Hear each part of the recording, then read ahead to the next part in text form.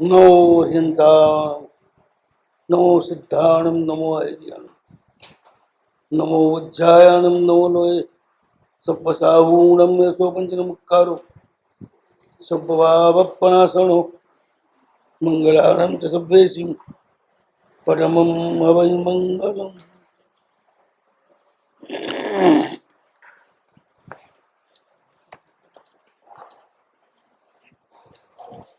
ओम नमो हरदे भगवते जिनाय जापकाय तिरणाय तारकाय बुद्धाय बोधकाय मुक्ताय मोचकाय त्रिकालवीरे पारंगताय कर्माष्टकनि सूदनाय धीश्वराय शंभवे जगत प्रभवे स्वयंभुवे जिनेश्वराय स्याद्वादवादिने सार्वाय सर्वज्ञाय सर्वदर्शिने सर्वतीर्थोपनिषदे सर्वपाखंड मूर्तिने सर्वयज्ञ फलात्मने सर्वज्ञ कलात्मने सर्वयोग रहस्याय केवलिने देवादिदेवाय वीतरागाय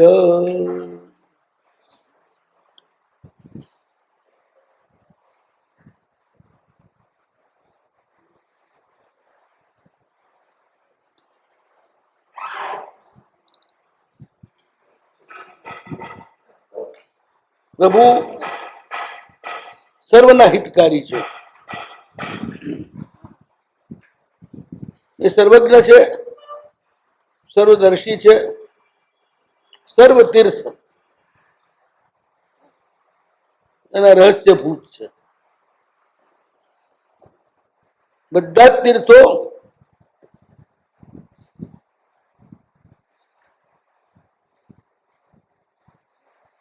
એનો પ્રાણ એ છે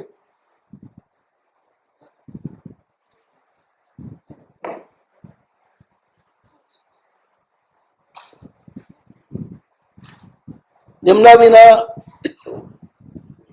કોઈના મેં તારકતા આવે નહીં આંશિક આવે અધિક આવે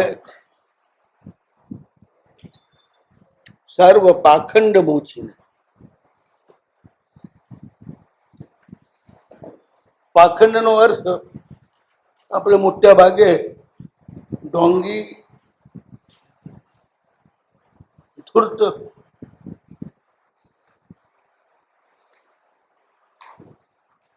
આડંબરી એના માટે વાપરીએ છીએ પાખંડ નો અર્થ ધર્મ થાય છે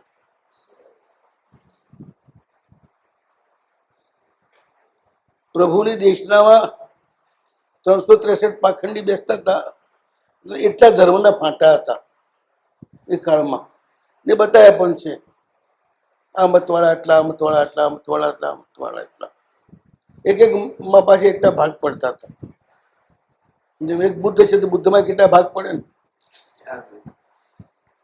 આપણે પણ કેટલા ભાગ પડે દિગંબર શ્વેતાંબર સ્થાનકવાસી જરાપંથી બધા એ જ આગમોને પકડીને પોતપોતાની દુકાન ચલાવે છે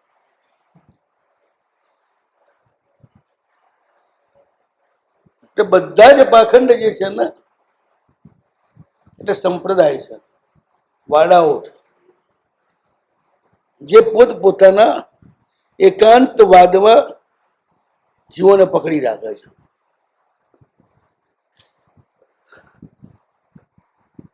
એકાંતવાદ આવ્યો એટલે મોક્ષ માર્ગ ગયો મોક્ષ માર્ગની બધા વાત કરે પણ મોક્ષ માર્ગ રહેતો નથી એટલે સર્વ પાખંડ એટલે બધા જ આ જે પાખંડ છે મતલબ ધર્મના જે વાડાઓ છે આગ્રહથી બદ્ધ થયેલા સંપ્રદાયો છે ને બધાથી પ્રભુ છોડાવે છે બધું છોડ તું બસ પકડ નહીં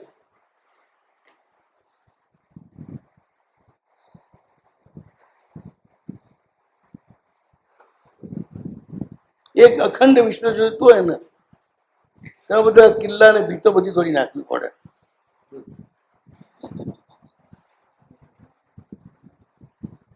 કિલ્લા ને ભીતો તમને બાંધી દે છે આટલું જ મારું, બાકીના બધા પરાયા. પાખંડમાં જ તકલીફ થાય છે. જે પાખંડ એટલામાં જ એ કહેવાય કે પોતે જે માને છે એ જે માને એ પોતાના, એ જે ન માને એ બધા દુશ્મન પારકા.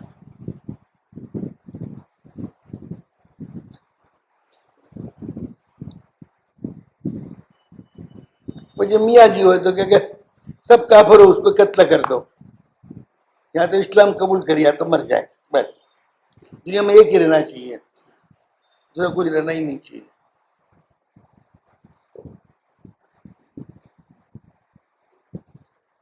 બધા રસ્તા છે, કોઈ પણ એક રસ્તે કોઈ બી જઈ શકશે આગળ.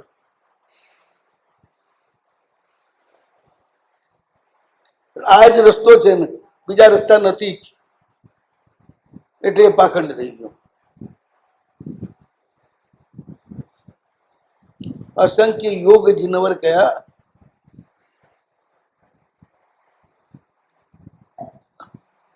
શ્રીપાલદાસની આ કડી છે, પણ નવપદ એમાં મુખ્ય છે, પણ યોગ અસંખ્ય છે.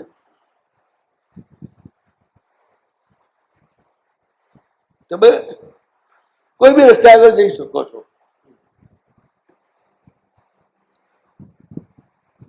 પણ એ રસ્તો રહેવા દો એને, એ રસ્તાને બંધન ના બનાવો તમે.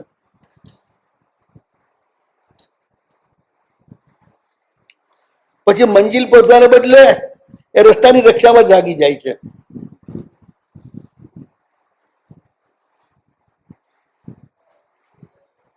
આપણે એને રૂપાળું નામ આપીએ છીએ, માર્ગ રક્ષા. માર્ગ છે તો મોક્ષ છે, માર્ગ વગર મોક્ષ ક્યાં? માર્ગ હોય તો મોક્ષ છે. હું કઉ છું માર્ગ રક્ષા. પછી માર્ગ રક્ષાના નામે જેટલા રાગ દ્વેષ કેટલા કરો એટલા કર્યા કરો બેટા બેટા. એ પ્રશસ્ત કહેવાય. મોક્ષનું કારણ નથી કોઈ પણ પ્રશસ્ત કે અપ્રશસ્ત, બધાને છોડવા પડે. હવે આગળ હાલો.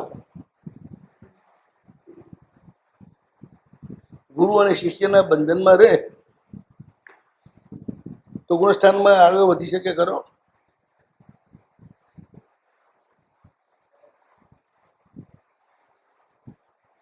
એ સમય કહી દીધું, જ્યાં સુધી પોતાના આત્માથી પ્રકાશ ન થાય તાવત શિવ્યો ગુરુ ઉત્તમ. કેવળ જ્ઞાન માટે તો ગુરુ છોડવા જ પડે છે. ભલે પછી આપણે ચડે ને શ્રેણીમાં ત્યારે બધા આગળ છૂટી જ જાય ને, બધા બંધનો છૂટી જ જાય ને. અપ્રમત્ત અવસ્થામાં બંધન ના રહે, બંધન હોય તો પ્રમત્ત થઈ જ જાય, રાગ થાય, આ સાચું છે, આગ્રહ આવી જાય. એટલે એ બી કહેવા માંગે છે, આ પણ કહેવા માંગે છે. છેવટે સર્વ ધર્મ છોડી દેવા પડે તમારે. બધી જ ક્રિયાઓ છોડી દો, પછી જ ચબક શ્રેણી મંડાય. જ્યાં સુધી ક્રિયાના બંધનમાં જો ત્યાં સુધી ચબક શ્રેણી ના મંડાય.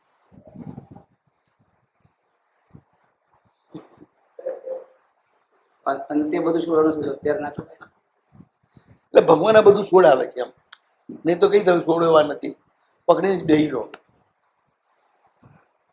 અહીંયા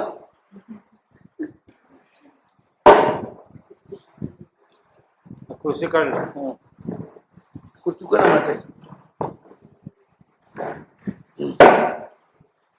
ખોટ નિશાળી અને વેતન ના ના લખવા વાળો છે માણસ. ખોટ નિશાળી અને વેતન ના એવું શિષ્ય તમારો છે એવું. જો આગળ એનું ભણું જો કહી દીધું સાહેબે, કહી દીધું. તમારે એવું ના કહેવાય.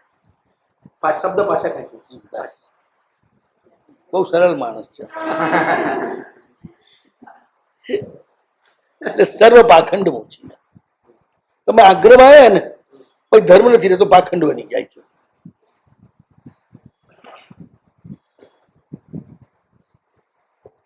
ખરેખર તો સાહેબ માર્ગ એ જ મોક્ષ છે. કારણ કે માર્ગને પકડશો તો જ મોક્ષ.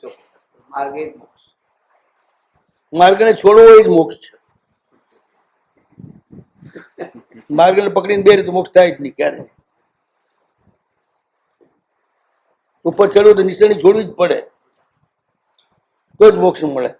સબક શ્રેણીમાં ઉભો રહેતો એને જ્ઞાન ના મળે.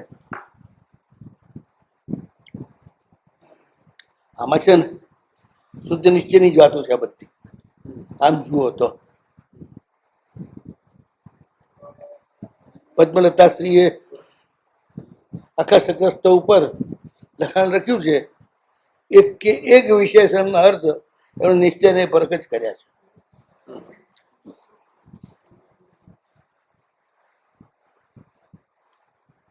આમાં ઈશ્વર કર્તૃત્વ જેવો વ્યવહાર નહીં પણ છે અને બધું જ છોડવા જેવો નિશ્ચય નહીં પણ છે. અહીંયા સર્વ પાખંડ મોચીનો અર્થ એ જ છે. અહીંયા અખંડ રહો. તમને જે ટુકડામાં વેચે ને એનું નામ પાખંડ. ટુકડામાં વેચે તમને. અન્ય આત્માઓથી તમે જુદા પાડી દે. બધા બાપડા ખોટે રસ્તે છે, હું જે સાચે રસ્તે છું. ઉભો રહે તો સાચે રસ્તે નથી ને, ચાલે તો સાચે રસ્તે છે. અને ચાલવા વાળો બીજો શું છે એ જુએ નહીં. એ જોવું તો ઉભા રહેવું પડે. ઉભા રહેલો પહોંચે નહીં. ચાલો વાળો તો જોતો હોય કે ત્યાં જઈને બે ભેગા થઈ જઈએ છીએ તો ખોટું કેવી રીતે કે.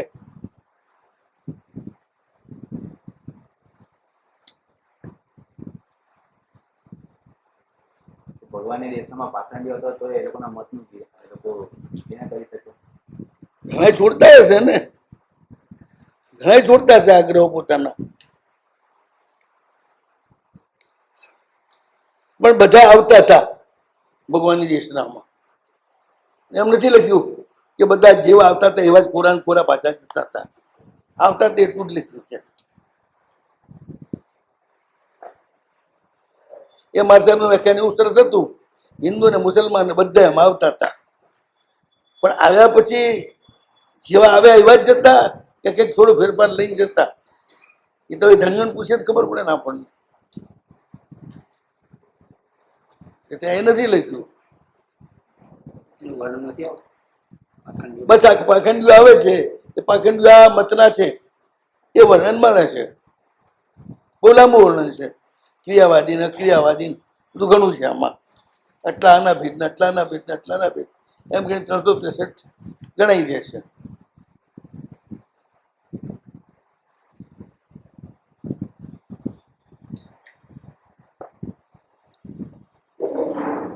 ધર્મ ધર્મ ત્યાં સુધી જ રહે છે જ્યાં સુધી અખંડ અસ્તિત્વથી તમને જુદા ન પાડે.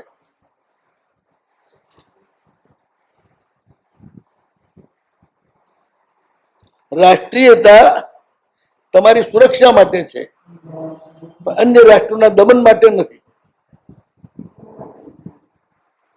આ એક વ્યવસ્થા છે.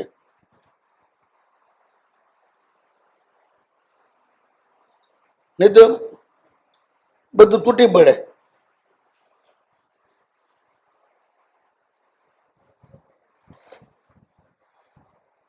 આક્રમક રાષ્ટ્રીયતાને આપણે નથી સ્વીકારી. સંરક્ષણાત્મક રાષ્ટ્રીયતાને સ્વીકારી છે.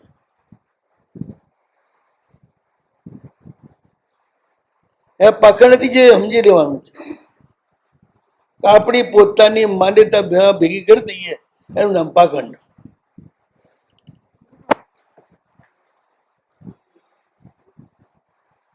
એટલે કહું ને, તમે એવું સત્યમ નિસંકમ જમ જીણઈ ભવિ. ભગવાને જે કહ્યું છે એ સાચું છે. હું જે કહ્યું છે સાચું છે એનું નામ સંકેત નથી કહ્યું પાછું. ભગવાને કહેલાનો અનુવાદ કરતા હોય તો ભગવાને કહેવાનો અનુવાદ કરો. અનુવાદ કરો ભલે. ભગવાનને જે કહ્યું છે એ સાચું છે. એમણે જે નવ તત્વાત્મક વિશ્વ કહ્યું છે એ સાચું છે. બસ તત્વાર્થ શ્રદ્ધાનું સમ્યક દર્શનમ છે. મતાર્થ શ્રદ્ધાનું સંબંધ દર્શન નથી. નીકળી ગયું. એ તો જશે, પહેલવાન છે. તત્વાર્થ ધ્યાન સમ્યક દર્શન. મતાર્થ શ્રદ્ધાનું સંબંધ દર્શન નથી. જે તત્વ છે એની શ્રદ્ધા કરી, ટેકો કર્યો.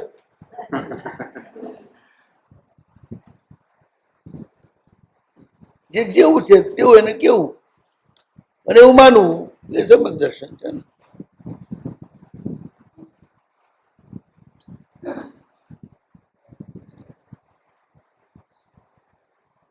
એટલે સર્વ પાખંડ મૂકીને બધા પાખંડથી તમને છોડા પ્રભુ. પાખંડી અને પાખંડ પોતાના મતથી છોડાવે એવું નહીં, બસ પાખંડને છોડા. જે યથાર્થ છે એને મન આવે.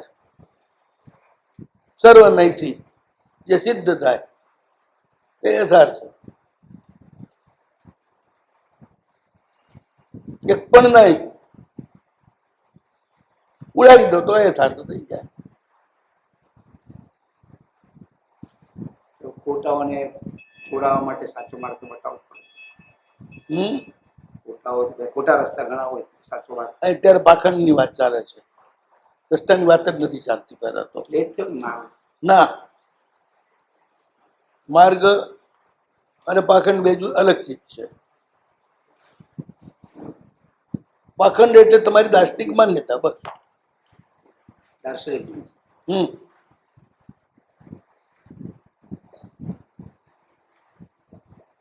એ તમારી દાર્શનિક માન્યતા એવી છે જે તમને બીજા આત્માઓથી જુદા પાડે છે.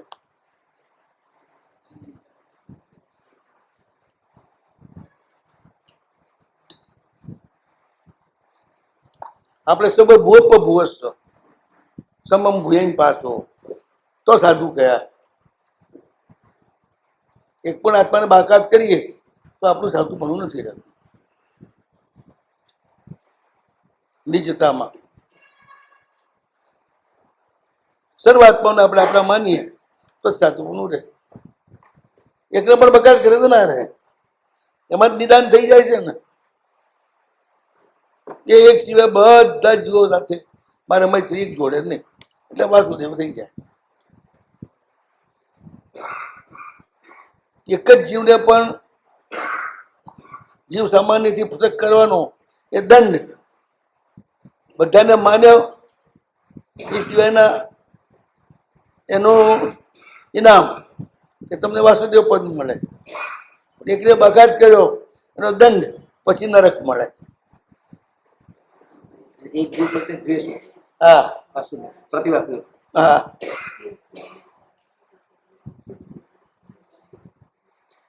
બધા જ જીવોને આત્મીય ભાવે જોવા એનું નામ રાગ નથી. પણ એક જીવને બધા જીવોથી અલગ વિશેષ રાગ ભાવે જોવા એ રાગ છે. એક જીવનો પણ રાગ આવી જાય અથવા એક પૌદ્ગલિક પર્યાય એના પ્રત્યેનો રાગ આવી જાય. બીજા બધા પૌદ્ગલિક પ્રત્યેનો વિરાગ છે, પણ એક પર્યાય એના પ્રત્યેનો રાગ આવી જાય તો બધાનો વિરાગ છે એટલે તેનો ચક્રવર્તી પદ મળે. પણ પેલા પૌદ્ગલિક પર્યાયનો રાગ છે ને તે ભાઈ છઠ્ઠી નરક પણ મળે.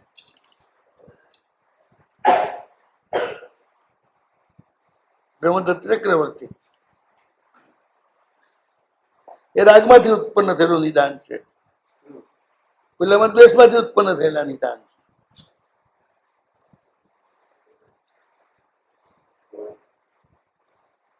એને કયા એક પદાર્થ પ્રત્યે રાગ? કેમ? ચક્રવર્તીનું સ્ત્રી રત્ન એના વાળ સ્પર્શી ગયા એમાંથી રાગ થયો કે ઓહ આવો અદભુત સ્પર્શ મને જોઈએ. એક જ પડે ને બાકી બધા બધા છોડી દીધા છે. ત્યાગ કર્યો છે એનું ઇનામ મળ્યું, ચક્રવર્તી પદ મળ્યું. પણ એક પ્રત્યે રાગ રહી ગયો એનો દંડ મળ્યો કે જાઓ નરકમાં.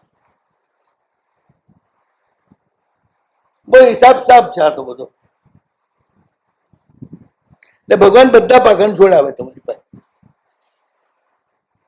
જ્યાં સુધી જીવ તત્વમાં ભેદ કરો ત્યાં સુધી થતો બધો ધર્મ એનું નામ પાખંડ. જીવ તત્વમાં ભેદ કરો રાગાત્મક રીતે કે દ્વેષાત્મક રીતે, એક એટલે જીવ તત્વ ભેદ કરો ત્યાં સુધી બધી થતી ક્રિયા ધર્મ નથી બનતી, એ પાખંડ બની જાય છે. જયારે બધા જ જીવને સમદ્રષ્ટિથી જુઓ છો, સ્વદ્રષ્ટિથી જુઓ છો, પછી જે ક્રિયા બને એ બધી ધર્મ બની જાય. તો પ્રભુ પેલું પાખંડ એને છોડાવે છે. પ્રભુ આવે એટલે આ બધું જતું રહે. પ્રભુ જાય ને ત્યારે પેલી ભૂલ થાય. કરતા ભાવ આવે ને, કરતા ભાવ એટલે ભોગતા ભાવ આવે. કરતા ભાવ આવે ને એટલે ભોગતા ભાવ આવે. એટલે એ બધા જે છે આ રીતે જ પાખંડી બને છે.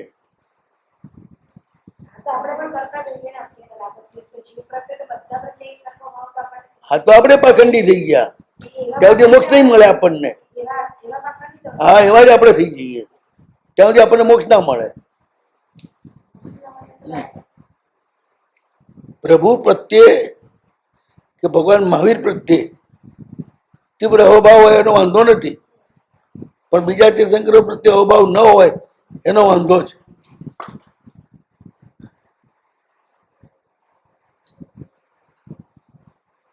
આસન ઉપકાર છે માટે અહોભાવ હોય છે, પણ તીર્થંકરની દ્રષ્ટિએ બધાના ઉપર સમગ્ર તત્વ પર આદર છે. નમો વધારવાનું ના કહેવાય, નમો હિંતાણમ જ બોલાય. તમારા ગુરુ ગમે તેટલા મહાન હોય, તમારા આચાર્ય ગમે તેટલા મહાન હોય, પણ તમારે નમો આયરિયામાં જ બોલવું પડે. નમો વિક્રમ સૂર્યમ ના બોલાય તો પાખંડ થઈ ગયું.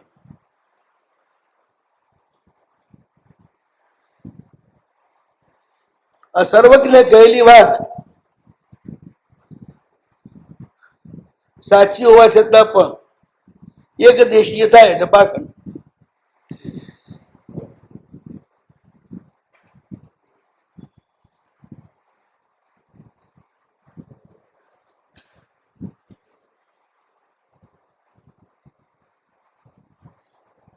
સર્વજ્ઞ નો અનુયાયી છે ને એ ક્યારે આગ્રહ ના પકડે.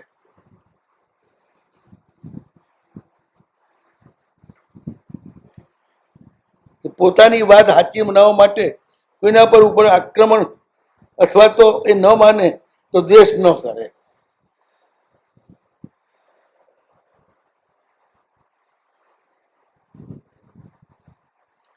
એ એટલું જ કે બધા જ અપેક્ષા એ સાચા છે, બધા જ અપેક્ષા ખોટા પણ છે. બસ એમ તો કેવું પણ છે મિથ્યાત્મ પરમ દોષમ. આ મિથ્યાત્વ પરમ દોષ છે. જ્યારે કોઈને પણ તમે સર્વતા ખોટા કહો એટલે મિથ્યાત્વ થઈ જશો. એવો મિથ્યાત્મ એ મિથ્યાત્વ જ કહેવાય ને. બધા સાપેક્ષ ખોટા અને સાપેક્ષ સાચા હોય. નિરપેક્ષ ભાવે સત્ય કહો કે નિરપેક્ષ ભાવે અસત્ય કહો એટલે બધું મિથ્યાત્વ. એનું નામ જ મિથ્યાત્વ. મિથ્યાત્વને કોઈ બીજું કોઈ કપડા નથી પહેરાવવામાં આવતા. બધા શાહી વૈષ્ણવ વગેરે એ આપણે જયારે આગ્રહમાં આવીએ ને ત્યારે આપણે મિથ્યાત્વ થઈ છીએ.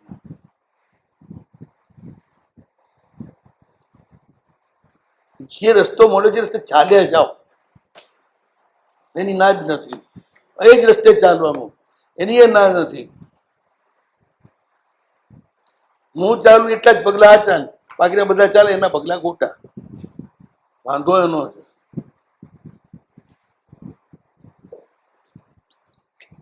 ઘણી વખત એવું બને ને શુદ્ધ આચારના આગ્રહી છે ને એ એમના જેટલો જે આચાર પાડતા હોય ને એના પ્રત્યે એમને બહુમાન થઈ જાય. રખડીને પાણી લાવવા વાળાઓને રખડીને પાણી લાવતા હોય એના પ્રત્યે બહુમાન થઈ જાય. બપોરના તડકામાં ક્યાંય દૂર દૂર દૂર દૂર જઈ અને પોષી કાળ વીતી જાય ને સ્વાધ્યાયનો કાળ વીતી જાય એટલો કાળ રખડીને ઘૂસી લાવવા વાળા હોય એના ઉપર પણ એના બહુમાન થઈ જાય. મેલા રહેવા વાળાને મેલા રહેવા વાળું બહુમાન થઈ જાય. બરોબર, ઉપવાસ કરવાવાળાને ઉપવાસ કરવાવાળાનું બહુમાન થાય. એટલું બહુમાન નોકરથી કરવાવાળા ઉપર થાય, એટલું બહુમાન ધોળા કપડા પહેરીને ફરવાવાળા ઉપર થાય, એટલું બહુમાન બાજુમાંથી તરત ગુચી લઈ આવતો હોય અને સાજામાં બેસી જતો હોય એના ઉપર થાય. જેવી ક્રિયાથી બીજા જીવો પ્રત્યેનું અને પંચ પરમેષ્ઠી પ્રત્યેનું પણ બહુમાન ગુમાવો એ માર્ગ નથી. બાર એ માર્ગ નથી. એ માર્ગ નથી.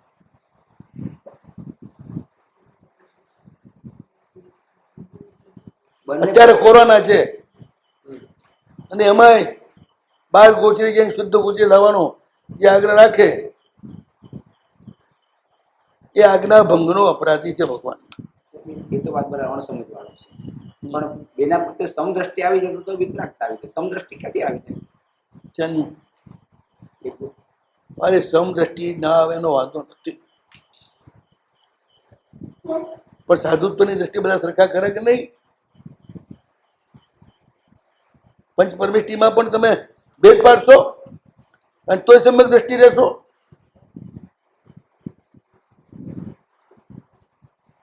પછી વિશિષ્ટ ગુણનું બહુમાન છે. રાષ્ટ્રીય વિશિષ્ટ ગુણનું બહુમાન છે. વિશિષ્ટ ગુણનું બહુમાન એનો અધિકારી કરે? આપણે અધિકારી જ છીએ વિશિષ્ટ ગુણના બહુમાન. ના, જરાય નહીં, જરાય નહીં.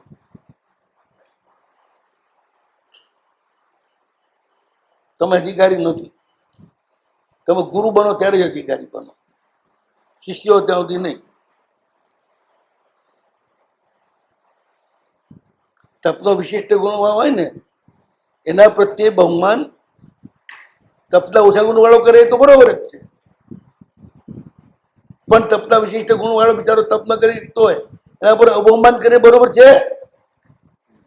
બોલો, વાત એ છે. બરાબર. અહીં વાત એ ચાલે છે.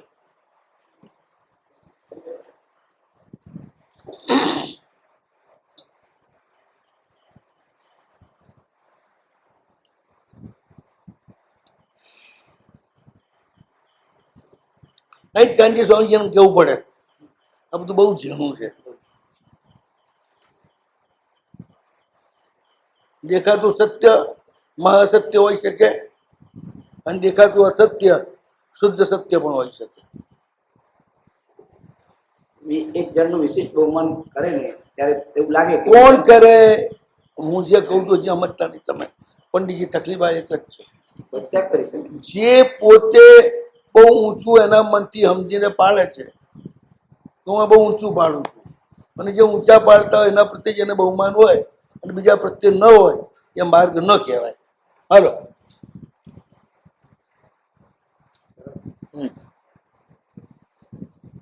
સમુદાય જે કરવું એ કરે, વ્યક્તિ શું કરે એનો પ્રશ્ન છે. આ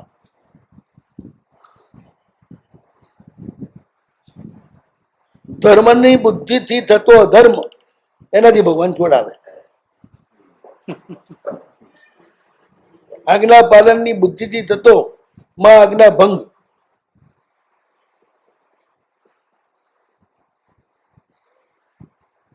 એનાથી પ્રભુ છોડાવે.